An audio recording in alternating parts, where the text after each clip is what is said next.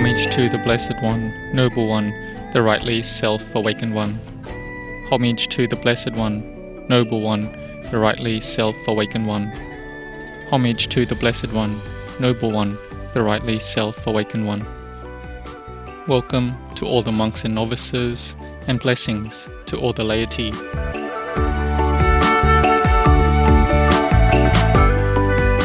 Today is Friday, the 12th of February 2021, which Friday falls on the Chinese New Year, whereas January the 1st is the International New Year's Day.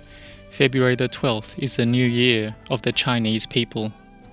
And the meaning of this New Year's Day is that everyone wants to have happiness and does not want to suffer. In the new year, the new era, we want things that will be newer. We have a house, then we will clean the house and we will decorate our home. During the Chinese New Year, the colors red and gold are emphasized. This will all be arranged before the beginning of the new year. And when the new year arrives, the society will be in harmony. Children will ask for blessings from adults, and adults will have the kindness to the children and all their relatives.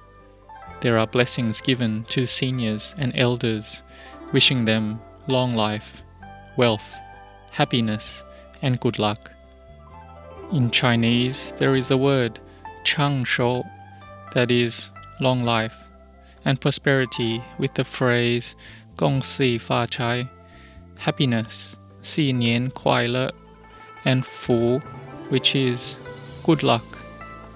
Each person gives blessings to each other at the beginning of the year, and this gives a lot of encouragement, and especially the auspicious blessings from the adults who have passed through much in their lives, those who have a high level of patient endurance and have experienced success in all aspects. Or they may not have gained success in all areas, but they are someone with a beautiful and virtuous heart. They have a good and kind heart, and is someone who has a pleasant mood. And there are some people who may have had very good fortune, and we go to give them blessings, and then they will give us blessings, and to other children and their relatives.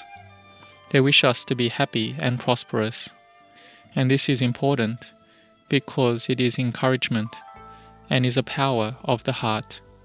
There is the power to support and give the recipient motivation and determination to do goodness. If it is a child, then they are determined in their learning and education. They strive to be successful in their studies. And people of the age to start business, then they are determined to make their business stable and prosperous. This power of encouragement is a very good thing, because once we have it, then we are motivated to take action on it, and it will give benefits, just as how the elders have given us blessings. So let us look at these blessings, that whatever the blessings that are given to others, everything comes down to having causes and conditions. So we need to practice ourselves as well. Like if we want to have a long life, everyone wants to have a long life of the type where we are strong. Then we need to have a mind of metta, loving kindness, and not killing living beings, not harming living beings. This is the practice to gain long life. In the Buddha Sasana, there was the Venerable Bakula, who had a long life, living till 160 years old, and he was someone who never even had a headache. He had extremely good physical health. He had a long life of the type where the body was consistently strong as well. And this came from the cause that he had built Barami, spiritual accumulations, by offering medicine to a Pacceka Buddha and a Sama Sambuddha in the past, and so he gained good results from that. In the present era, I've met one elder monk who lived till he was 120 years old. He had very good physical health, and could still eat and speak. He was still strong. He was likely someone who had merit and barami, and who had built parami in the past in regards to not harming the life of living beings. And even when he got sick, he would know the method to treat himself. And this monk was someone important too. He went tudong, wandering in the forest, and there was a large snake, a huge python, and it coiled this monk up and was swallowing him down into its stomach. But the monk had good mindfulness, and he said, "Snake, you can eat me, but I want nibbana. Will you give this to me? You better give me this first." The snake was shocked that this monk wasn't scared of death, and he wanted nibbana. So the large python released its tail that was coiled around the body of the monk and slid away. He had experiences like this. And even when he got lost in the forest and couldn't find the way out, he met an elephant. This baby elephant led this monk out of the forest, and he was able to escape safely from the dangers of snakes and all dangers, like finding the way out after being lost in the forest. He had built his merit and parami from the past, and we can see this in his present life. So we have to do it ourselves. We have to make an effort. Our own actions are our foundation. If we want to be rich, if we want to be good in our studies, then our parents have given us blessings already. The teacher has also blessed us. May you be diligent. May you be determined. And then we try and learn and memorize until we can get it, till we can be on the level of our peers, or we can learn to a good level.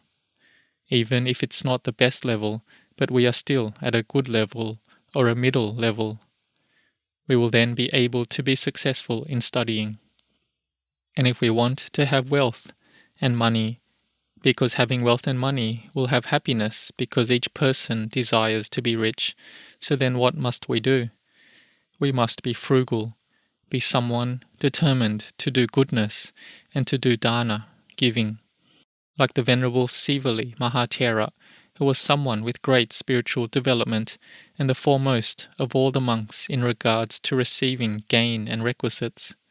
This was because he was someone who had made merit and given alms in the past.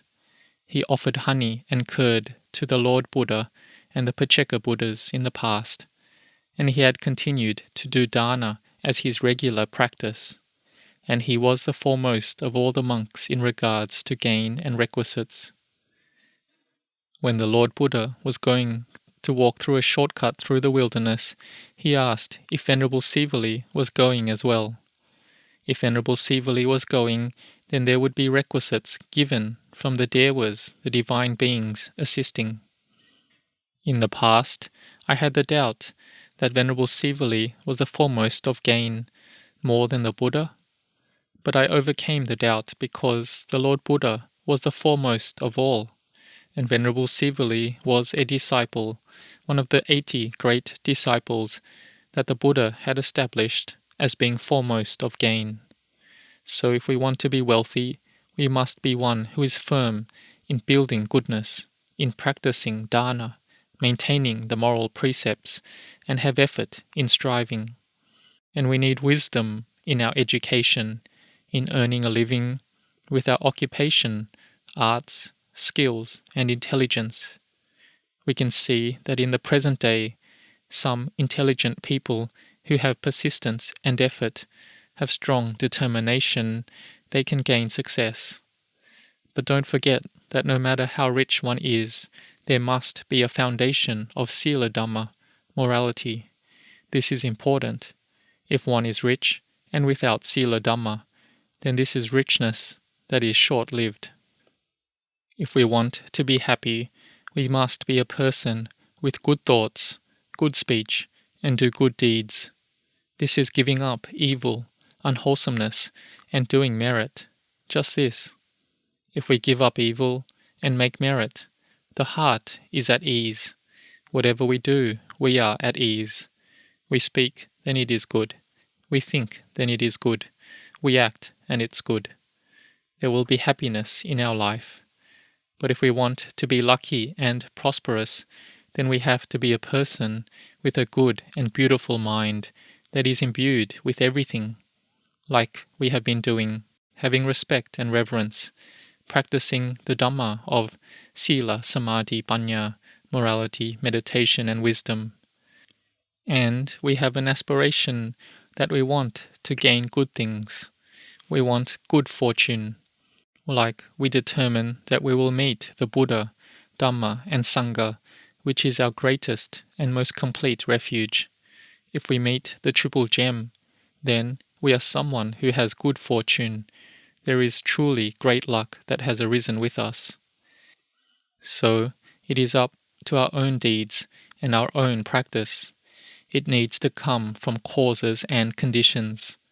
No matter if one gives blessings to each other that, may you have a long life, be rich, be happy, have good luck. But ultimately, we must do it.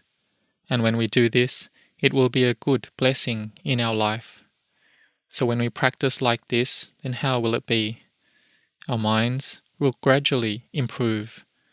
And this new year will then have meaning for us, because this is not the first new year of ours. If we are 10 years old, then only some of the years will be remembered. And then if we are 20 years old, when the new year comes, 20 years will have passed in our life. If we think back, it comes like this: 30 years, 40 years, 50 years old, or a 60-year-old person. The new years keep coming like this. And if it's a new year for a child, then they feel like it's a bright new year. It's bright because they look forward to what's to be gained ahead of them. They finish their studies, then they will graduate. After graduating, they will work and create a family. It's a hopeful new year that is heading to success in life.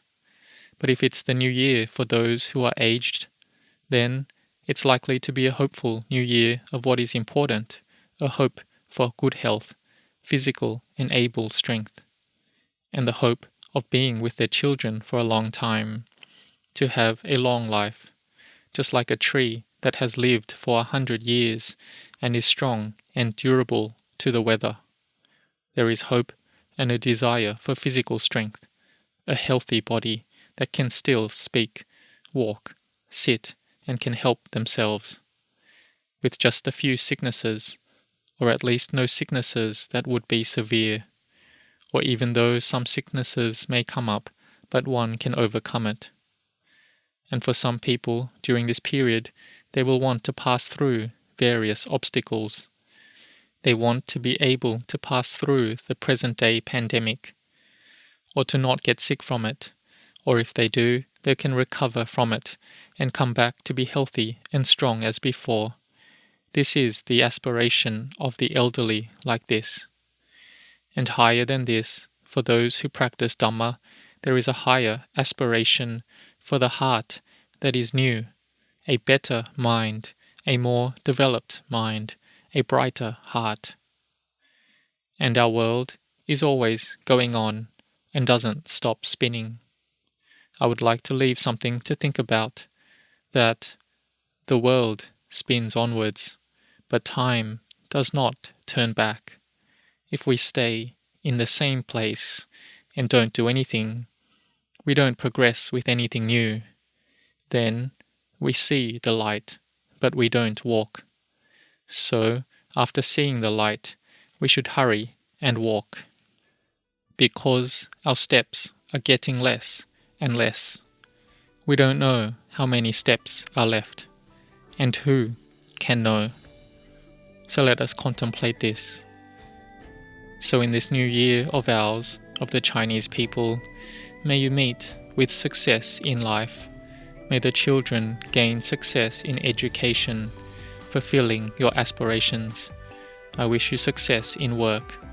Even if there are obstacles, may you be able to overcome those obstacles. May you have happiness, have good luck, good fortune and wealth, have ease and good health all through this year till the next year and onwards. May you grow in blessings.